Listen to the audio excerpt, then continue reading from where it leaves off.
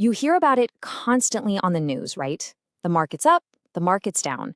But what is this market they're always talking about? Well, let's pull back the curtain and really figure out what the stock exchange is all about. I mean, have you ever really stopped to think about it? It can sound like this super complicated, members only club with its own secret language. But you know what? It really doesn't have to be that way. At its heart, the best way to think about the stock exchange is just a marketplace. Seriously, let's forget all the complicated charts for a second. Just picture a giant global bazaar where instead of buying spices or rugs, people are buying and selling tiny pieces of companies every single second of the day. So, come on, let's take a quick tour of this incredible marketplace. We're going to look at what it is, why it's so important, and meet some of the key players who make the whole thing tick. Okay, so the official definition sounds a bit dry, but the keywords here are highly organized. This is not some chaotic free-for-all. Nope. It's a really sophisticated system built for one main reason: to connect people who want to buy securities, which are just tiny slices of a company, with people who want to sell them, and to do it as fast, cheap, and fair as possible. But why? Why do we even need a place like this? I mean, what's the big deal? Well, it turns out this marketplace has a couple of jobs that are absolutely vital for, well, the entire economy. Let's break down what those are. First up, it's a massive engine for something called capital formation, which, okay, sounds super fancy, but it just means gathering up money so we can build stuff. Think of it like this: when you save and invest your money, it doesn't just, sit in a vault somewhere. The stock exchange acts like a giant pipeline, channeling that money directly to companies. And they use that cash, that capital, to grow, to invent new things, and really importantly, to create more jobs. And its second huge job? It acts like a giant economic barometer. Like the ones that measure air pressure to predict the weather? This does the same thing, but for the economy. See, when you see stock prices going up or down, it's not just random numbers flickering on a screen. It's the collective feeling, the hope or the fear of millions of people all at once. It gives us a real-time signal of whether people are optimistic or pessimistic about the future.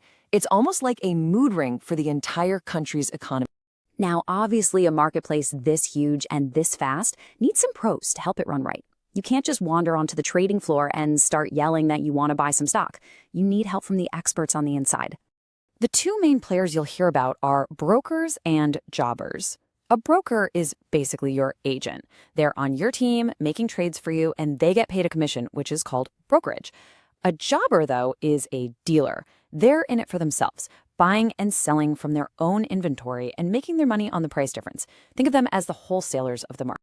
Beyond the professionals, the market is really driven by two legendary mindsets, two famous animals that I guarantee you've heard of, the bulls and the bears. So let me ask you a quick question.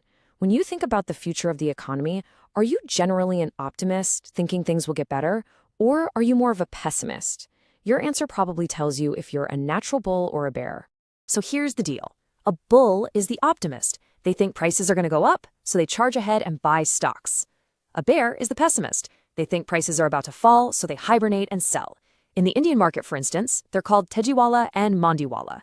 And this constant fight between the optimists and the pessimists, that's what actually makes the market work. It's how we discover what a fair price for something really is. All right, so you've got all this money flying around, all this optimism and pessimism. Things could get pretty wild, right? That's exactly why every major market needs a referee, to make sure everyone is playing by the rules.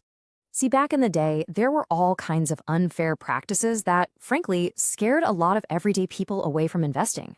And when people lose trust that the game is fair, they just take their money and go home. That's bad for everybody. So, to fix that trust problem, regulators were created. In the US, it's the SEC. Here in India, the ultimate supervisor, the head referee, is SEBI, the Securities and Exchange Board of India. Their job is to be the tough but fair official for the entire market. So what does this referee actually do? Well, you can boil it down to three main things. First, they write the rulebook. Second, and this is the big one, they protect the rights of regular investors, people like you and me. And third, they push the whole market to be more professional and fair, making sure it's a healthy place for everyone. So there you have it. The stock exchange isn't some big, scary mystery. It's a marketplace, a vital one that takes our savings and turns them into new ideas, that acts as a barometer for the whole economy, and that runs on a constant tug of war between bulls and bears, all while a referee watches to keep the game fair.